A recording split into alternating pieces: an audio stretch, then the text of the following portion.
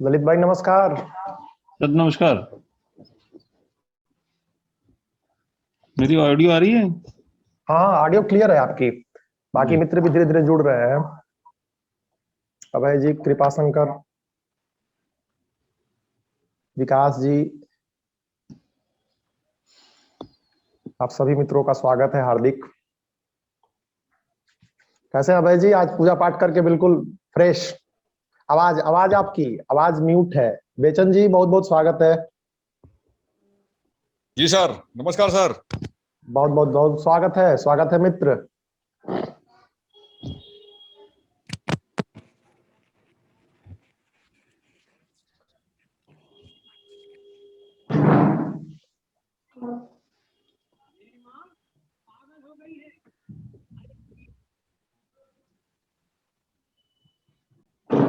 कैसे हैं विकास भाई? ठीक है।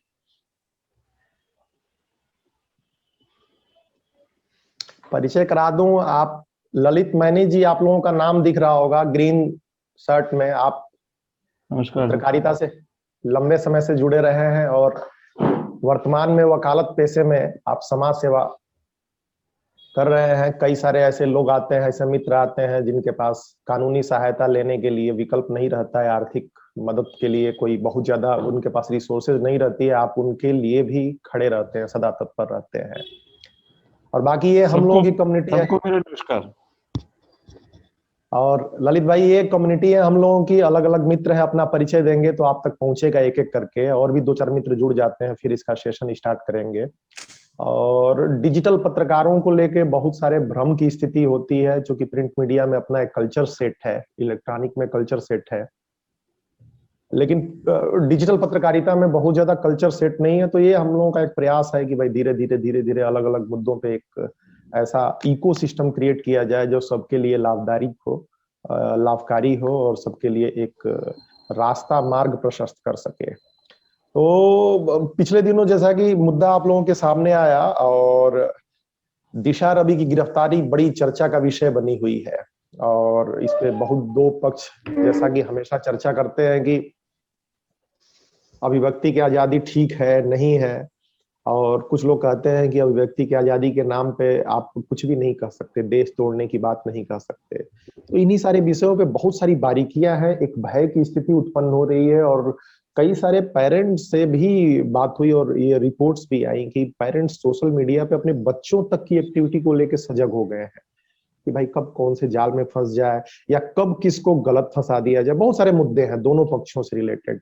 और हम लोग चूंकि डिजिटल चीजों से ही आमना सामना करते रहते हैं, और डिजिटल पत्रकार बेचारे इस बात को लेके भी डरे रहते हैं कि उनकी जो मान्यता है वो कहीं ना कहीं संदिग्ध स्थिति में रहती है। हालांकि ऐसा कुछ नहीं है, वो बिल्कुल अभिव्यक्ति की स्वतंत्रता के तहत अपने कार्य को जारी रख सकते हैं। फिर भी एक भय बना रहता है उनके मन में। तो इस विषय को लेके मैं चाह रहा था कि एक दो और सीनियर मेंबर आ जाए जो पत्रकारिता से और भी लंबे समय से जुड़े रहे हैं, जैसे कि वरुणेंद्र जी हो गए, गणेश यादव जी हो गए, तो थोड़ा सा और डिटेल में लेके फिर इसकी भूमिका बनाई जाती।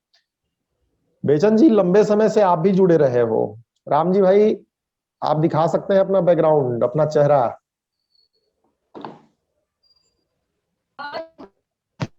नमस्कार। नमस्कार नमस्कार नमस्कार मित्र।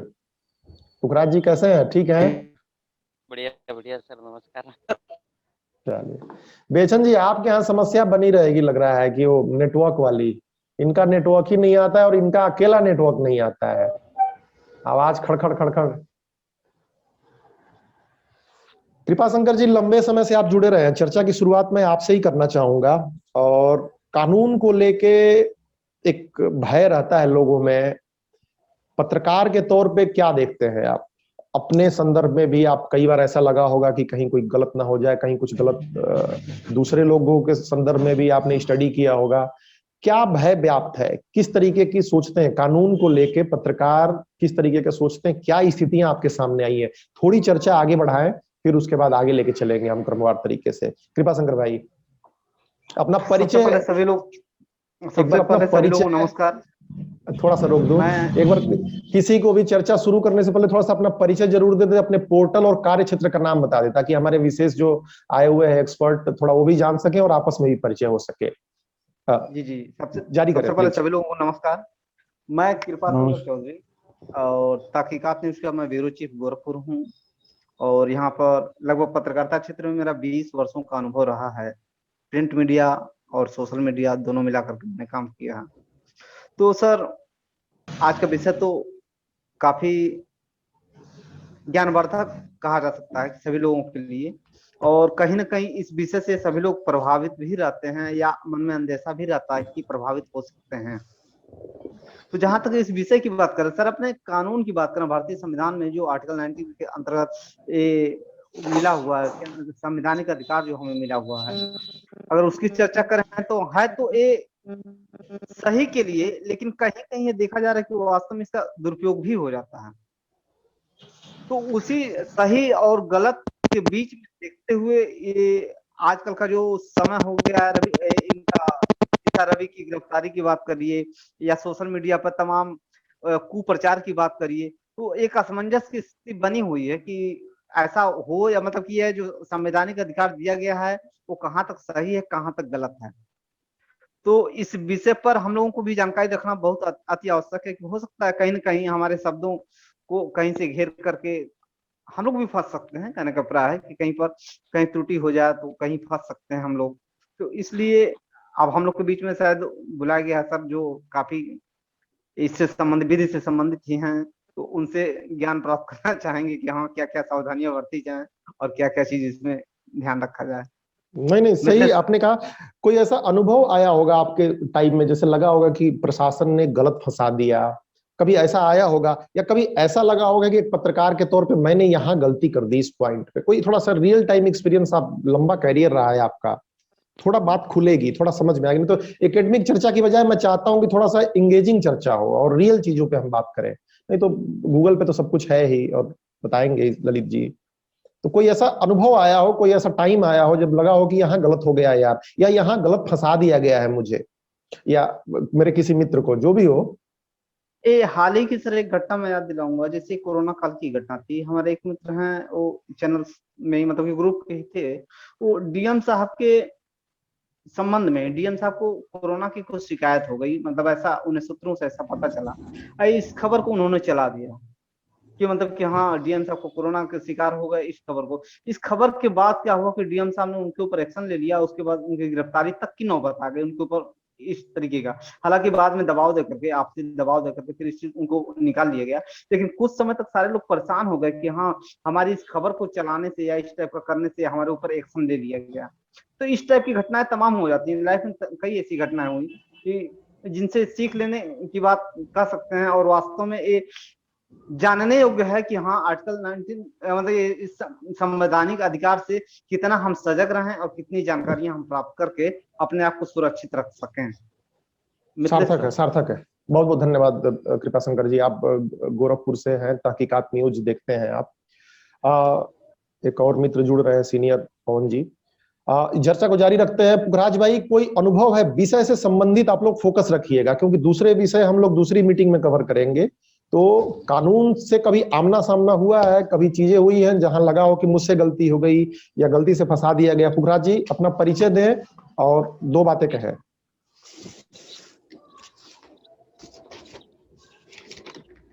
पुखराज जी। हाँ जी सर। जी मैं पुखराज चौधरी हूँ और राजस्थान के सिरोही जिले से हूँ, माउंट आबू से। और अभी सर ये सब जो आप पत्रकारों की जो बात हो रही है कि फंसाने की साजिश का, सर उसमें क्या है कि हमारे पत्रकारों के द्वारा एक छोटी सी मोटी सी एक गलती हो जाती है, जो चूक हो जाती है। हम जो कवरेज करते हैं उस कवरेज के अंदर क्या है कि जो चीज़ हमें नहीं दिखानी है वो हम कभी कभार क्या है उतावले होकर दिखा देते हैं उस चीज़ को। तो उससे भी क्या है कि प्रशासन हमारे खिलाफ एक्शन ले लेता है, हमारे खिलाफ मुकदमा भी हो जाता है। तो हमें क्या कोई भी कवरेज करने से पहले जो हमारे विरोध में है उस चीज़ को हमें नहीं दिखानी चाहिए। चाहे कोई जैसे कि रेप का मामला हो तो रेप के मामले में भी क्या है कि किसी की लड़की का नाम हमें सबसे पहले उजागर नहीं करना चाहिए। किसी भी चीज़ का मतलब कोई भी नाम उजागर करने से पहले हमें सोचना चाहिए कि उसको करना है या नहीं है। उसके लिए पहले पूरी जानकारी लेके ही हमें करना चाहिए। क्योंकि हम पूरी जानकारी नहीं लेते और हम खबर को कवर करने के लिए पहुंच जाते हैं। उस समय क्या है कि जैसे हम खबर को कवर करते हैं तो हम क्या उतावड़ में क्या है क्या सब जो नहीं कवर करना है उसे भी हम कवर कर लेते हैं। और कवर करने के बाद में जब हमारे खिलाफ जो प्रशासन फिर एक्शन लेता है, तभी हमें पता चलता है कि यार हमने यहाँ पे ये चूक कर दी, ये गलती कर दी। तो हमें क्या वो छोटी-मोटी चीज़ें हैं जो उसके लिए बहुत ध्यान रखना चाहिए उसमें, ताकि हमें पीछे से कुछ तकलीफ नहीं पड़े। कवर करने के बाद खबर में कोई तकलीफ ना आए हमारे ऊपर, हमारे पत्रकारों को कोई तकलीफ ना पड़े। इसके लिए हमें इस चीज़ का बहुत ध्यान रखना बहुत ज़रूरी है। ठीक है, ठीक है पुखराज भाई, थैंक यू। आपने बिल्कुल छोटा मुद्दा लेकिन सही बताया। पवन जी जुड़े हुए हैं सिलीगुड़ी से, वेस्ट बंगाल से। बहुत बहुत स्वागत है सर आपका। और पत्रकारिता में एक लंबा अनुभव रहा है। म्यूट, माइक म्यूट है आपका, अनम्यूट कीजिए, अनम्यूट कीजिए माइक, माइक। पवन जी माइक आपका म्यूट है, माइक माइक माइक। आप बोले जा रहे हैं, आपके शब्द नहीं आ रहे हैं हमारे पास, माइक म्यूट है। अब आया? जी जी जी। आज का विषय आप विषय देख ही लिया होगा सर। थोड़ा सा अपना एक बार परिचय दे दे। ललित भाई हैं दिल्ली से, पत्रकारिता से आप भी लंबे समय से जुड़े रहे हैं और वकालत के तौर पे दिल्ली हाई कोर्ट में और द्वारका कोर्ट में आप प्रैक्टिस करते हैं और अच्छी समझ रखते हैं, तो उनका हम एक संबोधन बाद में लेंगे। अब पवन जी बताइए, बहुत लंबा कैरियर रहा है आपका भी, कभी रियल एक्सपीरियंस हुआ हो कि यहाँ गलती हो गई यार, यहाँ कानूनी तौर पे मैं फंस सकता हूँ, या कभी प्रशासन मुझे जानबूझ के फंसा दे रहा है? रियल क्या चीज है जो दिशा रवि का केस आया है, कानून से एक पत्रकार किस प्रकार से चले ताकि पत्रकारिता का धर्म भी निभाए और फंसे भी नहीं, और बेवजह का उसके ऊपर कोई बहुत वो ना है, कानून से रिलेटेड। तो अनुभव थोड़ा बताएं पवन जी। नहीं, देखिए, जैसे जहां तक मेरा जो अनुभव रहा 18-20 साल का रहा है, हमने कभी, मेरा मतलब 100% ये कोशिश रहा कि कभी कोई ऐसी खबर को न दिया जाए जिससे लगे कि हम फंस जाएंगे। हम थोड़ा सा हमेशा बचा के चलने वालों में से हैं। हाँ, अगर जो खबरों की पुख्ता जानकारी है और सही प्रमाण है मेरे पास, तो फिर मैं छोड़ता भी नहीं हूँ। उसके बाद चाहे प्रशासन जो करना हो जिसको करे, या पार्टी जो करना हो इसको करे, कोई फर्क नहीं पड़ता है। तो हमारी तो कोशिश यही रही है। बाकी लोग भाइयों को भी यही करना चाहिए कि कानूनी तौर से किसी भी खबर को लिखने, छापने या लाइव करने से पहले एक बार उसको समझना बहुत जरूरी है। तो जब तक समझेंगे नहीं, अगर थोड़ी सी चूक होगी तो वो कहानी तो होगी होगी। अच्छा, कई बार तो ऐसा भाई भी देखिए, आता अभी है जैसे सर, आपके एक्सपीरियंस को थोड़ा सा मैं और एक्सप्लोर करना चाहता हूँ। कभी कभी ऐसा होता है, ललित भाई आप इस पॉइंट को नोट कीजिएगा, कभी कभी ऐसा होता है कि आधी अधूरी जानकारी आती है हमारे पास, घटनाक्रम होता है लेकिन कोई हमें छोटी सी जानकारी देता है और हम उसकी जानकारी के आधार पे काम कर देते हैं, मोटिवेट हो जाते हैं। जैसे दिशा रवि के केस में हुआ, ऐसा मामला आया कि भाई पीछे से खालिस्तानी कुछ लोगों ने उसको एक प्रोपेगेंडा के तौर पे दिया, उसने टूल किट बनाया, ये बड़ा मामला फैला हुआ है।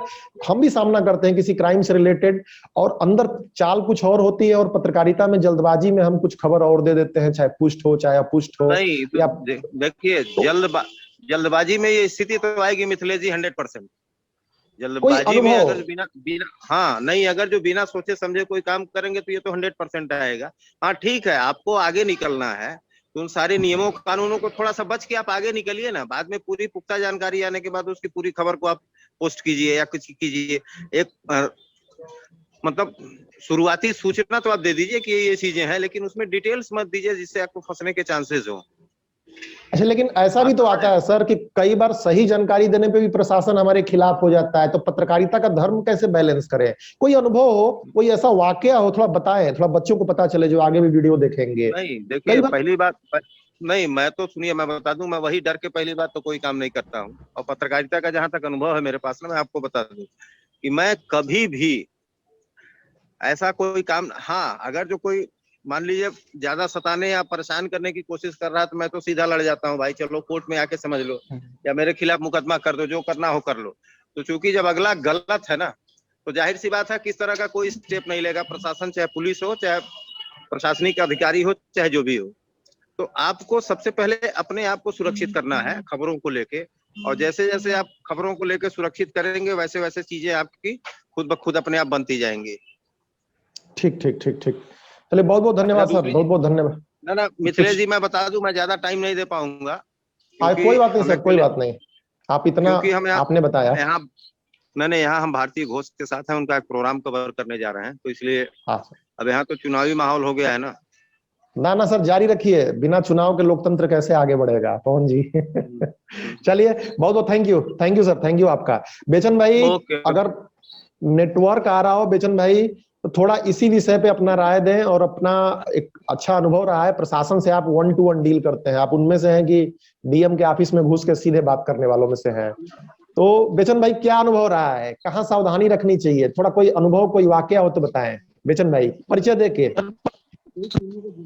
सर मैं आप लोगों को बताना चाहता हूँ, आवाज आ रही है सर? बहुत खड़खड़ आ रही है, पता नहीं क्या हेलो। दिक्कत है वो, हर बार आपकी ये दिक्कत आती है खड़खड़ वाली। बट बोलिए, थोड़ा बर्दाश्त करने की कोशिश कर। हाँ? कुछ तो दिक्कत है बेचन जी आपके फोन में, लगता है कि कोई साया है भूत प्रेत का। हाँ? प्रशासन जो है चाहता नहीं है कि आप बोले। चलिए बेचन जी के पास हम आगे जाएंगे। अभय भाई क्या लगता है आपको? अभय भाई थोड़ा अपना परिचय दें और 2 बातें रखें। अभय जी। जी सर, अभय शुक्ला, BSTV 24। बिल्कुल सर, जगह सही बताया कि हमें जो है कानून के बारे में जानकारी होनी चाहिए। जैसे कोई भी हो, जैसे कि हो गया, कभी कभी क्या होता है, 100 नंबर पे पुलिस ने फोन 100 नंबर पे फोन कर दिया, पुलिस आ गई, और पुलिस क्या करती है, हमने महिलाओं को देखा, सबको जो है चलिए थाने में चलिए, लेकिन ऐसा नहीं है। महिला महिला को केवल जो है महिला पुलिस ही गिरफ्तार कर सकती है, वो भी सुबह 6 बजे से शाम को 6 बजे तक नहीं उसको जो है गिरफ्तार कर सकती है। उसके बाद अगर कोई गंभीर अपराध होता है तो मजिस्ट्रेट की परमिशन लेनी पड़ती है। लेकिन होता क्या, रात में अगर कोई घटना हो गई, पुलिस आई, उनने कहा चलिए चलिए थाने में चलिए, थाने में चलिए, सबको महिलाओं को ले जाके जो है थाने में ले जाते हैं। तो लेकिन पुलिस जो है गिरफ्तार नहीं कर सकती महिला को, जेंट्स पुलिस, लेडीज पुलिस ही गिरफ्तार कर सकती है। अपने अधिकारों के बारे में जागरूकता की आप बात कर रहे हैं, बहुत सार्थक है। कई लोगों को जानकारी नहीं होती है, और पुलिस आई नहीं, एक डांट मारी नहीं कि पता चलता कि हम पीछे भाग लेते हैं कि भगो भगो भगो भगो। बिल्कुल बिल्कुल, उनने कहा चलिए थाने में चलिए, ले जाके बैठा। अब जैसे कोई क्या होता है, अब जैसे गैस सिलेंडर फट जाता है, अब किसी को जानकारी नहीं है कि गैस सिलेंडर फटने पे 40 लाख रुपए का मुआवजा मिलता है, 40 लाख रुपए का। अब आदमी को कुछ पता ही नहीं है कि अगर गैस कंपनी जो है उसको 40 लाख रुपए का मुआवजा देगी अगर बहुत किसी के घर सार्थक में सिलेंडर फटता है। आपने एक दूसरा पक्ष रखा, अपने अधिकारों को जानने से रिलेटेड, तो कानून को जाने, पूछें। बहुत सार्थक बात कही आपने। गौतम जी मुद्दा समझ में आ गया होगा, आप भी लंबे समय से सोनभद्र में सक्रिय हैं। सोनभद्र भी माफियाओं का क्षेत्र रहा है अच्छा खासा, खनन उद्योग उधर फलता फूलता रहा है। तो गौतम जी आपका क्या एक्सपीरियंस रहा है, कब लगा है कि फंस गया हूं अब यहाँ क्रिमिनल्स के जाल में, या प्रशासन के जाल में, या यहाँ गलती हो गई, या यहाँ सही लिखा है अब फंसा दिया जाऊंगा? कोई अनुभव गौतम विश्वकर्मा जी, परिचय जरूर दे अपना। गौतम जी आवाज आवाज म्यूट है आपकी, आवाज अनम्यूट कर लें आवाज। हाँ सर, नमस्ते। स्वागत है। हेलो। हाँ आवाज आ रही है, स्वागत है गौतम जी, बताएं। हेलो सर, ऐसा मौका तो अभी नहीं आया हमारे साथ, कोई घटना तो नहीं है अभी। कभी लगा हो, कभी अगल बगल मित्रों के साथ? अच्छा, नहीं ऐसा तो भी नहीं हुआ है हमारी जानकारी में भी। चलिए तब आप भाग्यशाली रहे हैं, तब आप भाग्यशाली रहे हैं। विकास जी के पास चलते हैं। विकास आपका क्या अनुभव है, थोड़ा परिचय दे अपना और कहें विकास जी।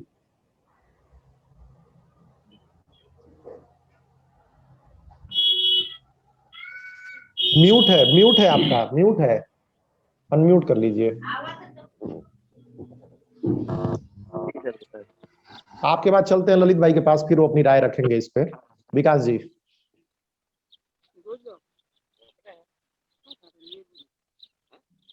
बोलिए, आपकी आवाज नहीं आ रही है, लेकिन आवाज आपकी नहीं आ रही है, क्या हो गया? आप म्यूट है, आपका फोन म्यूट है।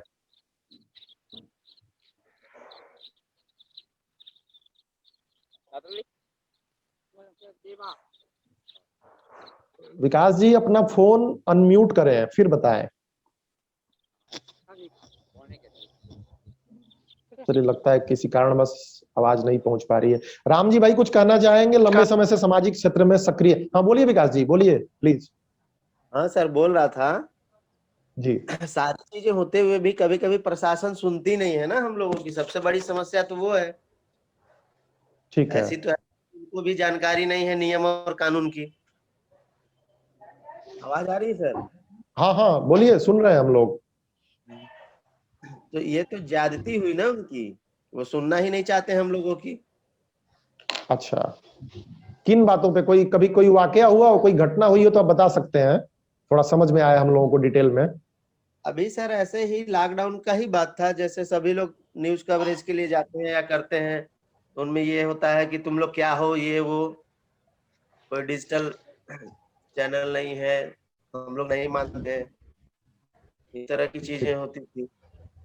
ठीक है, समझ में आ गई आपकी बात भाई साहब। कोई और बात हो तो आप रखिएगा बाद में। राम जी भाई, अगर आप तक आवाज जा रही है तो आपकी राय बड़ी महत्व रखती है। राम जी भाई जरा जरूर 2 बातें कहें, एक बार समराइज करें, जो मित्र बोल चुके हैं उनके अलावा कुछ अतिरिक्त बात बोलना चाहे तो। राम जी भाई ऑनलाइन हो तो।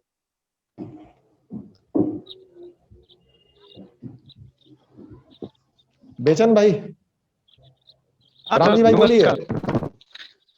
राम जी भाई को बोलने दीजिए, फिर बेचन भाई आप बोलिएगा। राम जी भाई आपने मुद्दे को समझ लिया होगा। 60 में कुछ बात कहें ताकि हम अपने अतिथि की बात सुन पाए। कुछ नया हो जो और मित्रों ने कहा, उसके अलावा कुछ अतिरिक्त बात हो तो अपना परिचय देके कहें प्लीज। जी, सभी साथियों को मेरा नमस्कार। मैं रामजी मिश्रा, मानवाधिकार प्रहरी न्यूज, श्रावस्ती, उत्तर प्रदेश से। सभी साथियों की राय बहुत ही महत्वपूर्ण है, और जो निकल के सारांश में मुद्दा ये आया कि सभी पक्षों को हमें जानते हुए ये मुद्दे कई बार भी परिचर्चा हो चुका है। और आज जो विशेष मुद्दा है वो कानूनी पहलू का है, और विशेषतया मैं कानून का बहुत ज्यादा जानकार नहीं हूँ, लेकिन सामाजिक क्षेत्रों में और प्रशासनिक क्षेत्रों में जो मेरा अनुभव है वो यही है कि सभी मुद्दों पर सभी जगह प्रशासन में भी हमें लाइजनिंग करते हुए और विश्वास में लेते हुए, अपना विश्वास कायम करते हुए सामाजिक और प्रशासनिक क्षेत्रों में हम सभी जगह सफल हो सकते हैं। और ऑलवेज हैप्पी, ऑलवेज पॉजिटिव, हमेशा प्रसन्न रहें और हमेशा सकारात्मक रह करके काम करेंगे, निश्चित ही सफलता मिलेगी। आज का मेरा ये सूत्र और सिद्धांत है आप लोगों के लिए। सादर धन्यवाद। थैंक यू राम जी भाई। बेचन भाई 60 में कहें, बस 30 सेकंड में अपनी बातें कहें। बेचन भाई मित्रों के मित्र हैं आप। और नमस्कार, बताएं, अब थोड़ी साफ आवाज आ रही है। नमस्कार, मेरे सर बताएं। आवाज आ रही है? जी आ रही है, लेकिन खड़खड़ आ रही है, लेकिन आप बोलिए आप। अभी आप सभी मित्रों को बताना चाहता हूं कि जो आप कानूनी की बात करते हैं, न्यूज पोर्टल पे कवरेज को लेकर के बात करते हैं, इसपे आप लोगों को विशेष चीजें बताना चाहता हूं। देखिए, कोई भी पत्रकार, चाहे सोशल मीडिया का हो या प्रिंट मीडिया हो या इलेक्ट्रॉनिक मीडिया का हो, आप स्वतंत्र हैं, कहीं भी खबर कर सकते हैं, लेकिन कुछ उसके कायदे और कानून और दायरे होते हैं जिसपे हमें हर चीज का ध्यान में रखते हुए ही खबर करना चाहिए। और दूसरे नंबर एक चीज, आप लोगों को इस चीज को ध्यान रखना चाहिए कि जो अपना लोकल खबर हो, अपने स्वयं खबर न करें। इससे ये बेटर है, इससे ये सुझाव है कि आप लोकल खबर जब कवरेज करना चालू कर देंगे तो वहां व्यक्तिगत दुश्मनी आपकी बढ़ जाएगी।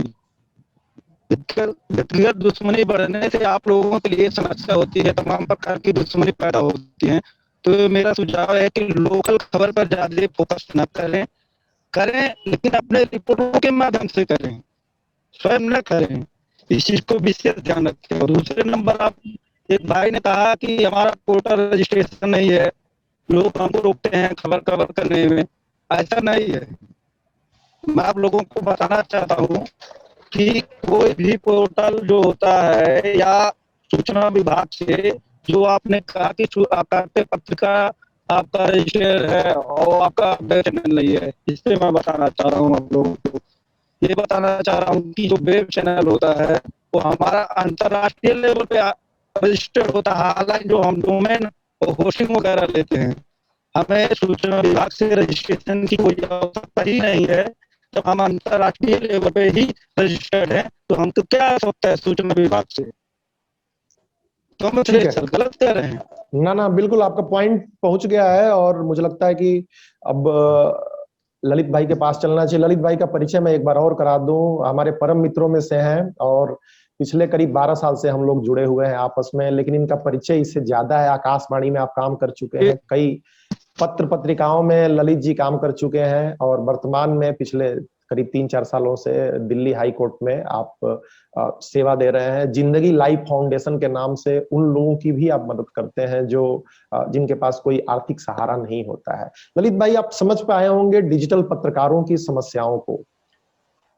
थोड़ा धाराओं में बात करें और एक एक करके आप एड्रेस करें और थोड़ा रास्ता दिखाएं आने वाले डिजिटल पत्रकारों के लिहाज से। ललित भाई, पहले तो मैं सभी को नमस्कार करना चाहूंगा, सभी मित्रों को मेरा नमस्कार। सभी को मेरी आवाज आ रही है क्या? जी क्लियर है, आप बोलिए, सुन रहे हैं हम लोग।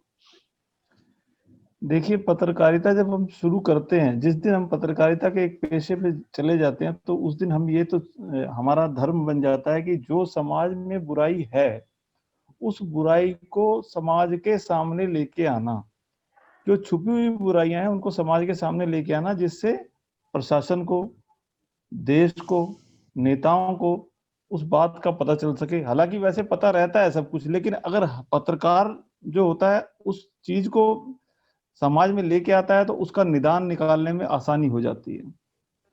तो पहली बात यह है कि अगर हम ये सोचें कि पत्रकारिता का धर्म ऐसे निभाएं कि सेटिंग करके जो ऑफिसर्स हैं या नेता लोग हैं उनसे अपनी उनकी कही हुई बात कह के हम छाप दें अगर, तो पत्रकारिता का धर्म हम नहीं निभा रहे हैं। पत्रकारिता का धर्म तभी निभाया जा सकेगा जो समाज की बुराइयां हैं उस समाज के सामने लेके आना, जिससे उन बुराइयों का निदान हो सके। तो जिस दिन हम इस पेशे में आ जाते हैं तो हमें कम से कम इस बात को तो ठान लेना चाहिए कि हमें बुराइयों को दूर करना है। और अगर हम इन बुराइयों को दूर करने के हक से या उस बात से पीछे हटते हैं तो हम कहीं ना कहीं अपने काम से समझौता नहीं कर रहे, उसको केवल एक जीवन यापन का जरिया जरूर बना लिया है, लेकिन अपना काम जिस तरीके से करना चाहिए था वो नहीं कर रहे। पहली बात। दूसरी बात, मैं बेचैन भाई की बात पे अब बात कहूंगा कि वो कह रहे हैं कि व्यक्तिगत दुश्मनी हो जाती है लोकल न्यूज करने से, लोकल एरिया की न्यूज करने से। बेचैन भाई, हम जब लोकल जिस जगह रहते हैं, जो भी हमारा प्रदेश है, देश है, जो जिला है, तो हमारा पहला फर्ज ये बनता है कि हम जहां रहते हैं और जिस प्रोफेशन के माध्यम से उस जगह पे हम जुड़े हुए हैं, तो हमें लोकल मुद्दों को ज्यादा उठाना चाहिए। नेशनल या इंटरनेशनल मुद्दों को उठाने के लिए और बड़ा मीडिया पड़ा हुआ है। ठीक है, हाँ मैं मानता हूं कि दिक्कतें हैं, जिसके खिलाफ आप खबरें करेंगे भाई वो आपके खिलाफ कोशिश करेगा कि आपको दबाए, आपको तमाम तरह के प्रलोभन भी दे सकता है।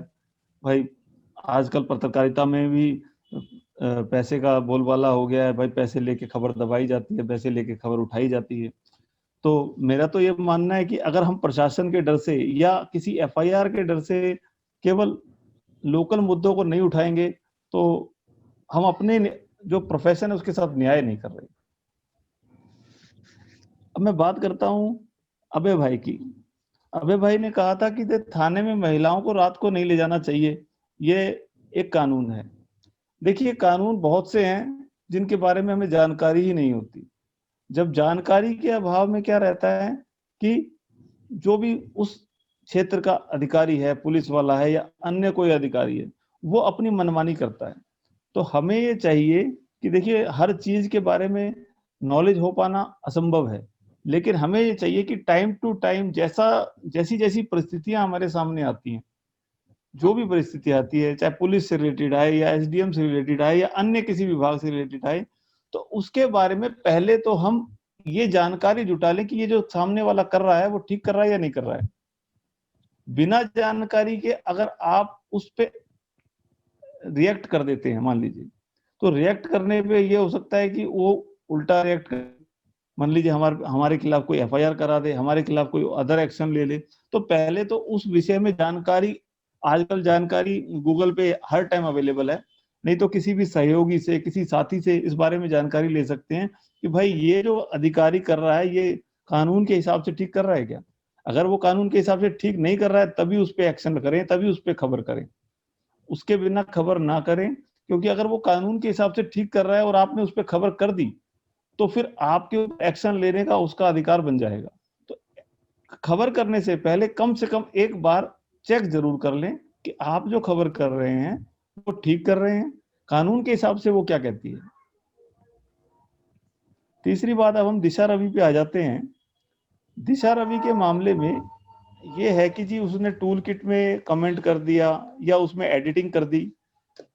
देखिए, हम एक पत्रकार होने के नाते या एक देश का नागरिक होने के नाते हमारा क्या फर्ज है? हमारा फर्ज है कि हम देश के खिलाफ होने वाली किसी भी काम में सहयोगी ना बने।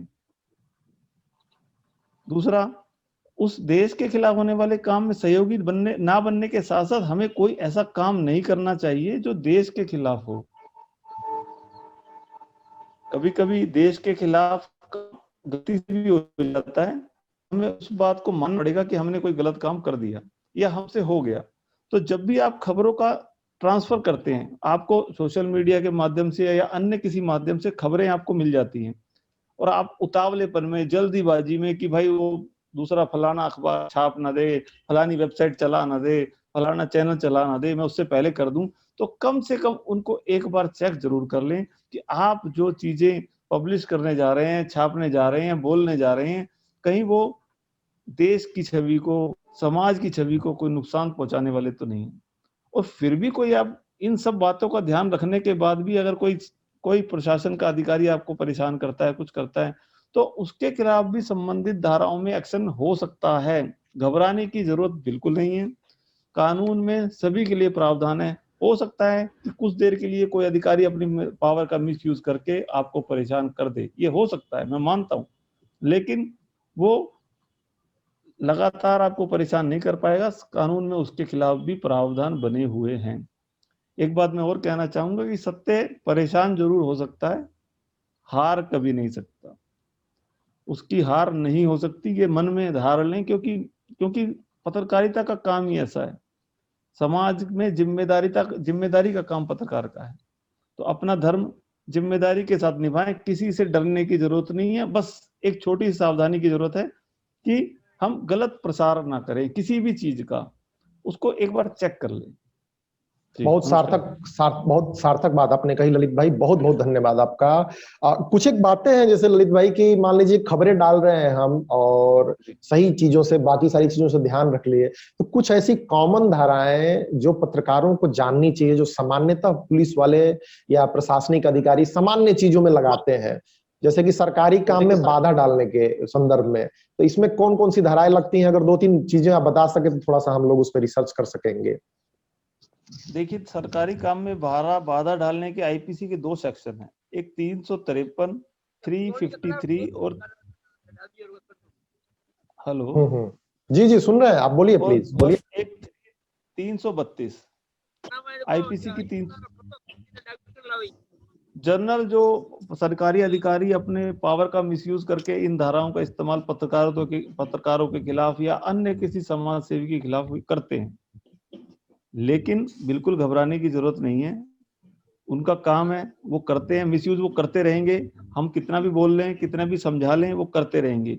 लेकिन अगर आपने कुछ गलत नहीं किया है, गलत चीज नहीं की है, तो थोड़े 1-2 दिन के तो हो सकता है वो परेशानी खड़ी कर दे, लेकिन जुडिशरी है, सिस्टम है, लॉ है, आपको कोई दिक्कत नहीं आएगी, किसी तरह की परेशानी नहीं होगी।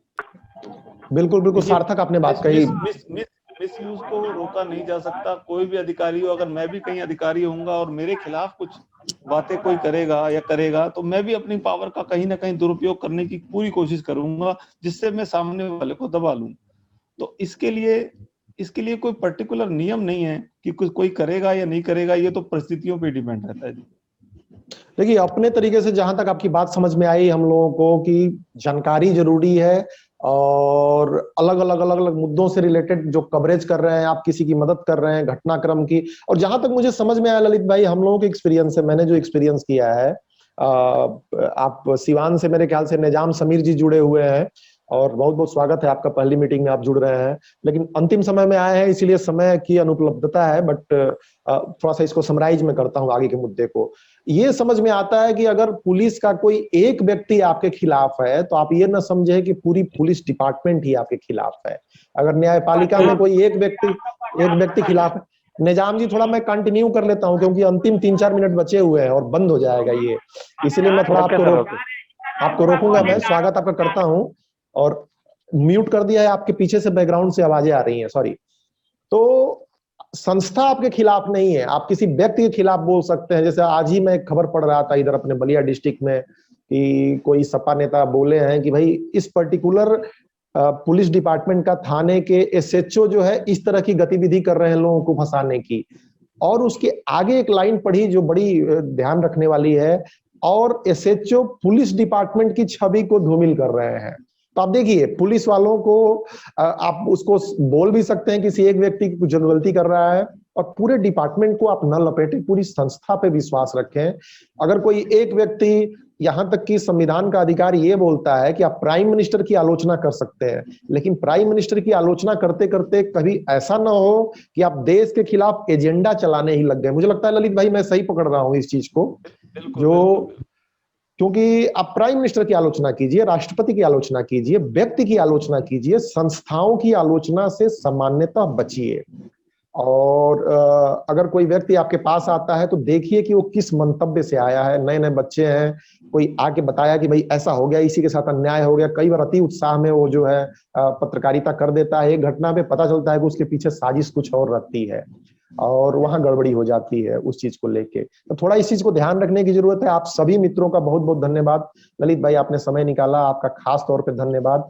और कानूनी तौर पे हम लोग सजग रहें, डिजिटल पत्रकारिता को आगे बढ़ाएं, डेमोक्रेसी को मजबूत करें, और जब डेमोक्रेसी मजबूत रहेगी तो संस्थाएं भी मजबूत रहेगी। ध्यान रखिए। बहुत बहुत धन्यवाद ललित भाई एक बार। और आपका किसी का कोई प्रश्न हो, अगर कोई किसी का प्रश्न छूट गया हो तो 1 सेकंड में बोल सकता है, क्योंकि जूम मीटिंग 1-2 मिनट में बंद हो जाएगी। 40 मिनट का फ्री सेशन है ललित भाई इसका, तो बंद हो जाती है 1-2 मिनट में। तो किसी का कोई प्रश्न हो तो आप बोल सकता है। निजाम समीर जी अनम्यूट करके बोलिए आप। नहीं है सर। Hello sir. हाँ सर, नमस्कार सर। नमस्कार नमस्कार। एक बार परिचय दे दीजिए अपना और बोलिए। सर मैं Nizam Sameer A to Z Bihar bureau chief Muzaffarpur से बात कर रहा हूँ सर। मुजफ्फरपुर से सारी सी। जी जी जी सर, कहना ये एक प्रश्न है सर, जो आए दिन सर हम लोग क्षेत्र में जहाँ भी जाते हैं किसी का न्यूज कवरेज करने या किसी का विज्ञापन उठाने, तो वहाँ पर कुछ लोगों का ये सवाल होता है कि आप पोर्टल वाले, चैनल वाले हैं, फेसबुक वाले न्यूज पत्रकार है, आपका टीवी पर नहीं आते हैं, आप लोग फर्जी है, फेक है। तो इस तरह का सर कुछ बातों का सामना, बहुत जगह बातों का सामना करना पड़ता है सर। आप मित्र, इस पे बहुत डिटेल में चर्चा हो चुकी है, और आप अगर YouTube चैनल देखेंगे न्यूज पोर्टल्स एसोसिएशन का, बहुत डिटेल में चर्चा है इस पे। अब मैं वीडियो अपडेट कर देता हूं, तो आप बिल्कुल परेशान ना हो, ठीक है? आप उसको देखिए, और कई सारे एंगल से चर्चा है। जी सर। किसी और मित्र का कोई प्रश्न है? किसी और मित्र का कोई प्रश्न है?